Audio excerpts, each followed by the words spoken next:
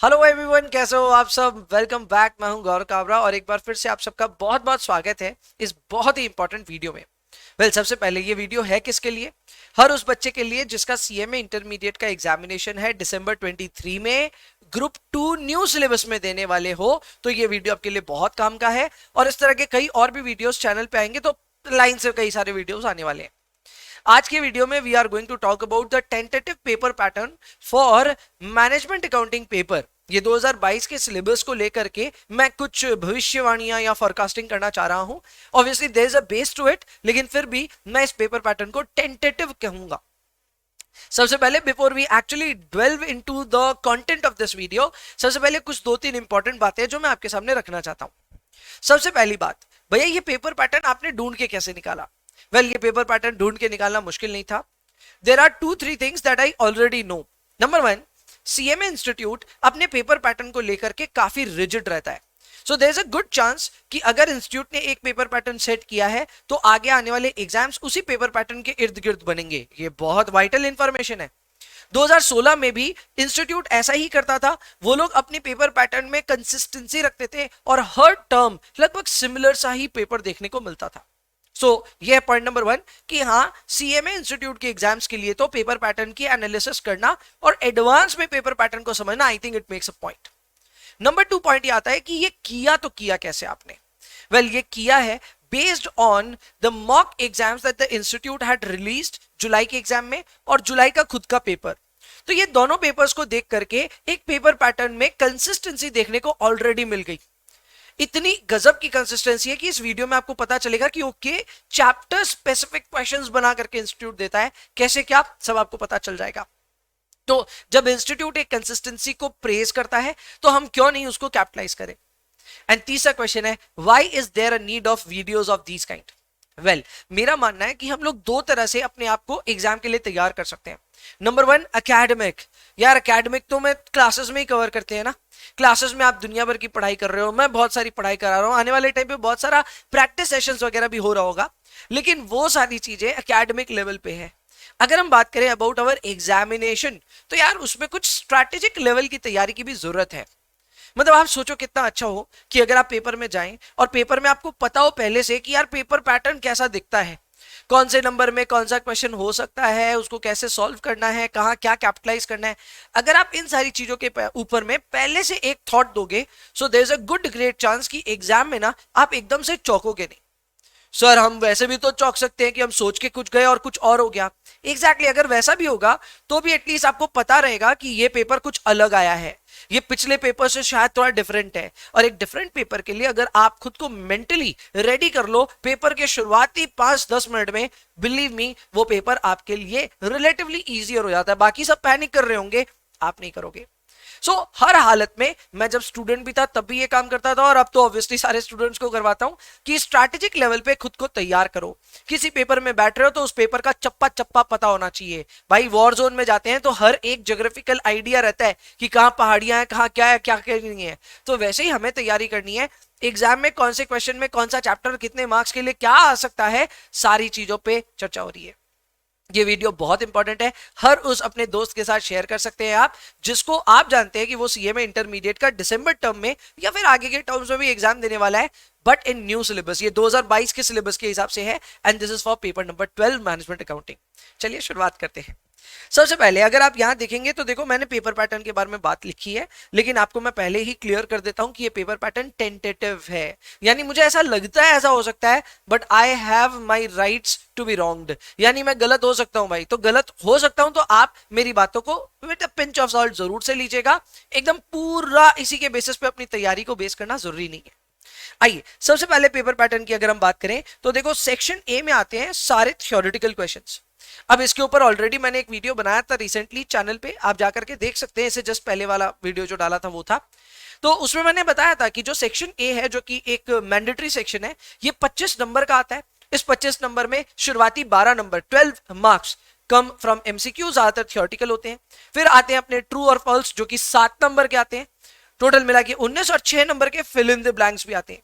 मैंने कहा था इस 25 में अच्छा चांस है कि 22 से 23 नंबर तो सिर्फ थियोरेटिकल होगा, 1-2 नंबर का प्रैक्टिकल मिल गया तो बहुत बड़ी बात है।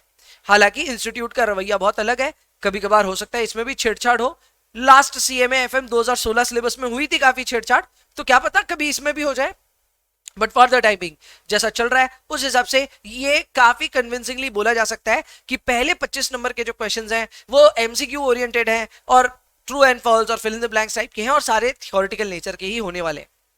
ओके इसके बाद में आता है अपना section B. Now section B is an interesting section. यहां पे आपको ना बहुत सारे क्वेश्चंस दिए जा रहे हैं और दो ऑप्शंस आपको मिल रहे हैं। बेसिकली दो क्वेश्चंस को आप ऑप्शंस में निकाल सकते हो। सो 7 में से आपको सिर्फ 5 क्वेश्चंस करने हैं और यहां लाइन से कौन कौन से चैप्टर से क्या क्या क्वेश्चन आता है ये उसके ऊपर बात करते हैं। सबसे पहले क्वेश्चन नंबर 2A, ये मैंने दोनों मॉक एग्जाम्स में भी देखा और इंस्टीट्यूट के मैं कह सकता हूं कि जो एक्चुअल एग्जाम हुआ जुलाई का उसमें भी चेक किया। Institute question number 2A theoretical question पूछ रहा है 7 नंबर के लिए। अब ये 7 नंबर के लिए लगभग कंसिस्टेंट है, आ ही जाता है और ये थ्योरेटिकल क्वेश्चन है, सिंगल क्वेश्चन है। आपको प्रिपेयर्ड रहना होगा टू गिव दिस आंसर। आने वाले टाइम पे ये भी मैं बता सकूंगा तो बताऊंगा जरूर कि ये क्वेश्चन किस चैप्टर से पूछा जा रहा है, लेकिन हाँ एक 7 नंबर का थ्योरेटिकल क्वेश्चन आता है। नो जस्ट इन केस आप मेरे जैसे फैन हो ऑफ प्रैक्टिकल क्वेश्चंस तो हो सकता है जस्ट मैं थॉट बता रहा हूं, हो सकता है कि आप पहले से सोच के जाओ कि क्वेश्चन नंबर 2 मेरा अटेम्प्ट नहीं करने वाला हूं। मैं पहले से सोच के जा सकते हैं, इसमें कुछ बुराई नहीं है, क्योंकि अगर आप फोकस स्टूडेंट हो, आपको पता है आपकी स्ट्रेंथ्स क्या, आपकी वीकनेसेस क्या है, आपको थ्योरी में 7 में से नहीं मिलेंगे नंबर अगर आपको ये लगता है, क्योंकि आपके पास ऑप्शन है। हो सकता है आप घर से ही पहले से सोच के जाओ। हालांकि इस तरह की थॉट प्रोसेस में भी हमेशा एक प्लान भी होना चाहिए। कल को ये अटेम्प्ट करना पड़ गया तो तैयारी इतनी होनी चाहिए कि कुछ ना कुछ तो लिख देंगे, लेकिन फिर भी हाँ ये ऐसा आता है। फिर क्वेश्चन नंबर 2 देखने को मिला एक्टिविटी बेस्ड कॉस्टिंग से 8 नंबर का। अब इसमें कई बार ये लोग प्रैक्टिकल ही पूरा दे देते हैं 8 नंबर का, कई बार ये 4+4 5+3 कुछ भी ब्रेकअप भी दे सकते हैं। So they have a tendency of even including theoretical questions here as well. तो इसके लिए भी prepared रहिएगा। theoretical question आया तो activity based costing के चैप्टर से ही आएगा and practical के साथ में आएगा। अगेन ये टेंटेटिव है बच्चा, मुझे बार बार ये बोलना पड़ेगा, ठीक है, ये टेंटेटिव है, 2 बार 3 बार होया हुआ है, पर आगे होगा कि नहीं होगा कोई नहीं जानता। Okay, question number 3 is entirely dedicated to marginal.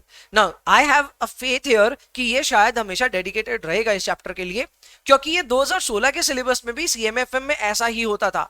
They had reservations for marginal और उसके ऊपर एक पूरा सवाल ही बनता था। वैसे यहाँ पे भी फॉलो हो रहा है, पूरा मार्जिनल पे एक सवाल बेस्ड आउट है 15 नंबर का। आप अगर मार्जिनल के फैन है तो आपको इस क्वेश्चन को तो एग्जाम में डेफिनेटली अटेम्प्ट करना ही चाहिए।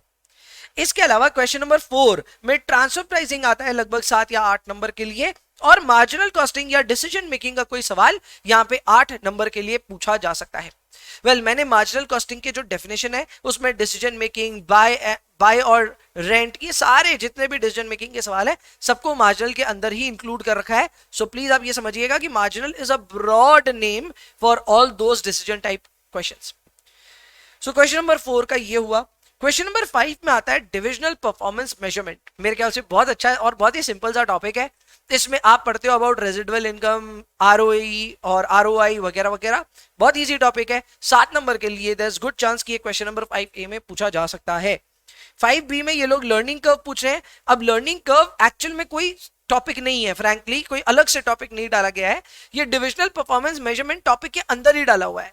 बट क्योंकि मेरे को ऐसा लगता है कि एक अलग टॉपिक होना चाहिए था, तो इसको मैं एक अलग टॉपिक के तौर पे ही इंट्रोड्यूस किया हूं यहाँ पे, और लर्निंग कर्व के लिए 7 से 8 नंबर के क्वेश्चन की उम्मीद करता हूं।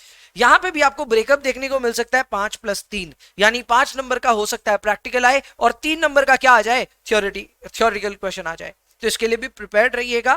Then we have question number 6। Question number 6 की अगर मैं बात करूं तो यहां पे आता है अपना बजटरी कंट्रोल। बजटरी कंट्रोल में 2 क्वेश्चंस आएंगे, दोनों 8 और 7 नंबर के हिसाब से आते हैं।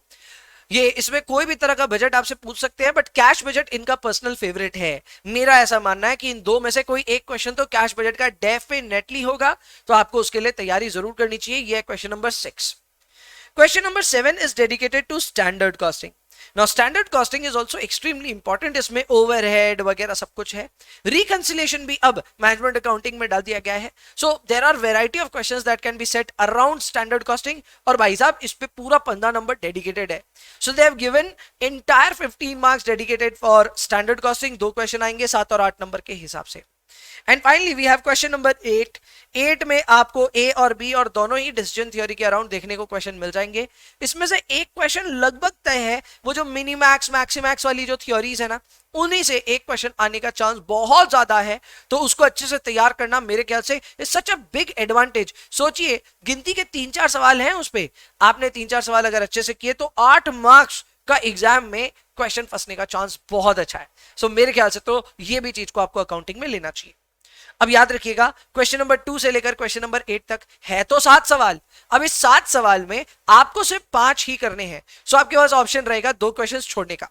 अगर मैं आपके जगह होता और मेरे एग्जामिनेशन दिसंबर में होते तो मैं अपने कोर एरियाज पे जरूर ध्यान देता। मुझे जो जो टॉपिक्स पसंद होते उनको एकदम स्ट्रॉन्ग करके जाता और इंश्योर करता कि वो पूरे के पूरे क्वेश्चंस मैं अटेम्प्ट कर सकूं। जैसे कि मैं पर्सनल फेवरेट अगर खुद का भी बताऊं तो मुझे लगता है मार्जिनल कॉस्टिंग मुझे बहुत अच्छा लगता है, मैं इसको जरूर स्कोर करता है इसमें। फिर उसके बाद डिविजनल परफॉर्मेंस मेजरमेंट वाला जो दोनों टॉपिक है, लर्निंग कर्व और डिविजनल परफॉर्मेंस मेजरमेंट, ये भी मुझे इजी टॉपिक लगता है। I would have definitely scored here. मैं बजट अवॉइड करता क्योंकि बहुत टाइम टेकिंग होता है, तो I could have avoided that. Standard जरूर करता, डिसीजन थ्योरी जरूर करता, तो ये मैं जरूर करता। अब मेरे पास ऑप्शन है कि मैं budget, transfer pricing, marginal costing और ऊपर थियोरेटिकल क्वेश्चन में क्या अटेम्प्ट करता। I think I could have gone with transfer pricing and marginal costing वाला सवाल।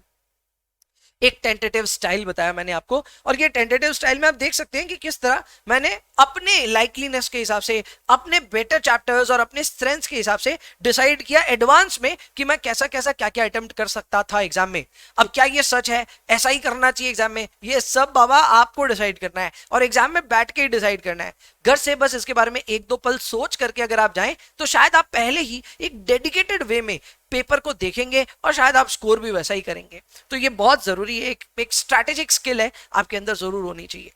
अब बात आती है भाई, और इस तरह की बातें ना, मतलब आपको शायद सुनकर के अजीब लग रहा होगा कि यार सीएमए एग्जाम्स में हमने इस तरह की बातें कभी सुनी नहीं, बट जितने भी कॉम्पिटिटिव एग्जाम्स हैं, वेदर इट बी कैट और इट बी आईआईटी वगैरह एग्जाम्स, ये सारे जितने भी एग्जाम्स है बॉस, इन सब में भी ऐसे स्ट्रैटेजिकली सोचा जाता है कि इस सेक्शन में इतना स्कोर करना है, इस सेक्शन में इतना स्कोर करना है, फलाना ढिमकाना। तो इतना स्ट्रैटेजिकली हम अपने प्रोफेशनल एग्जाम्स के लिए क्यों नहीं सोच रहे हैं? सोचना चाहिए। एनीवेज, मैं आपके लिए लास्ट में नटशेल में कौन से चैप्टर से कितने नंबर के क्वेश्चंस एक्सपेक्ट कर सकते हैं हम, उसका भी एक समरी लेकर के आया हूं। अगर आप यहां तक बने हुए हैं तो एक स्क्रीनशॉट लेकर के इसको जरूर से सेव करके रखें, because this is where we have the entire information available कि कौन सा चैप्टर कितने नंबर का कहां क्या क्या आ सकता है। जैसे कि शुरुआत की हमने, तो भाई एक्टिविटी बेस्ड कॉस्टिंग मेरे अंदाज से 7 या 8 नंबर का एग्जाम में देखने को मिल सकता है। इसके अलावा मार्जिनल मुझे लगता है 15 से 23 नंबर के बीच में कहीं पे भी मार्जिनल कॉस्टिंग रेंज कर सकता है। ट्रांसफर प्राइसिंग 7 से 8, डिविजनल परफॉर्मेंस मेजरमेंट का जो आरओआई आरओई वाला जो सेगमेंट है उसका 7 से 8 मार्क्स, और बाद बाकी लर्निंग कर्व वाला सेक्शन भी डीपीएम में ही है तो वो भी 7 से 8 मार्क्स, और budgetary control 15 number, standard costing 15 number और डिसीजन थ्योरी भी 15 नंबर। तो आपको एक अंदाजा मैंने फिर भी दे दिया है कि मैनेजमेंट अकाउंटिंग में किस तरह से कौन से चैप्टर से कितने नंबर के क्वेश्चंस आ सकते हैं। आई होप आपके लिए ये वीडियो ना बहुत ही ज्यादा इंटरेस्टिंग रहा। ज्यादा समय नहीं लिया मैंने आपका, टोटल 12-13 मिनट अभी तक हुए हैं, 2-4 मिनट और लूंगा एंड इतने में ही आपके सामने ये पूरा टॉपिक आ गया भाई, पूरा लिस्ट आ गया कि आपको किस तरह से एग्जाम में तैयारी करनी है। अब सुन लो मेरी बात कि मुझे क्या लगता है स्ट्रैटेजिकली आपको कैसा करना चाहिए तैयारी। एग्जाम दिसंबर में है, लगभग 90 दिन यहां से भी हमारे पास है। मैं ये जरूर चाहूंगा कि आप अपने टॉपिक जल्द से जल्द कंप्लीट करें। जैसे मैनेजमेंट अकाउंटिंग का अगर हम अपने सिलेबस की बात करें, मुझे लगता है और 15 दिन में मेरी जो लाइव क्लासेस चल रही है उसमें हम लोग सिलेबस कंप्लीट कर चुके होंगे। आपकी और भी सब्जेक्ट्स की क्लासेस चल रही होंगी, ये भी मुझे पूरी उम्मीद है। लेकिन यस, आप ट्राई कीजिए कि सितंबर एंड से पहले पहले हो सके तो सारे टॉपिक्स को आप कंप्लीट करें। भैया उसके बाद क्या करना है? उसके बाद मैं ये सजेस्ट करूंगा कि आप बढ़िया से अच्छे लेवल पे, खुद के लेवल पे प्रैक्टिस करना शुरू करें। हाँ, मैं ट्राई करूंगा कि अपने चैनल पे आकर के कुछ टिपिकल यूनिक टाइप के क्वेश्चंस को भी आपको प्रैक्टिस करा दूं। सो वो सारे सेशंस भी हम करेंगे, बट उससे पहले मैं चाहता हूं कि एक बार आप अपने लेवल पे मेहनत करना शुरू करें। अब जब आप मेहनत करने बैठेंगे तो आपको स्ट्रैटेजिकली पता होना चाहिए कौन से टॉपिक की कितनी इंपॉर्टेंस है। फॉर एग्जाम्पल, आप एक्टिविटी बेस्ड कॉस्टिंग उठाए और आपको बहुत डर लग रहा है, आप तो कांपने लग रहे हो, और उसी के चक्कर में आपने पूरे मैनेजमेंट अकाउंटिंग को ना गिव अप कर रखा है, तो भाई आप समझो activity based costing is a 7 marks topic और 8 मार्क्स टॉपिक एट मैक्स, वो भी ऑप्शनल है। आप एग्जाम में इसको छोड़ पाओगे तो यार काय को टेंशन लेने का एक ऐसा टॉपिक का जो आपसे नहीं बन रहा है, शायद नहीं बन रहा है, तब भैया हमसे लर्निंग कर्व नहीं बन रहा है या डीपीएम नहीं बन रहा है, तब क्या करें? भाई हर चीज का इलाज है।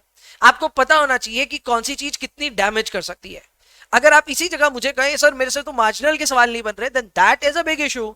मार्जिनल बहुत बड़ा कंसंट्रेशन है एग्जाम में, लगभग 1/4 पेपर मार्जिनल का ही है, तो अब आप उसको इंपॉर्टेंस क्यों नहीं देना चाहोगे?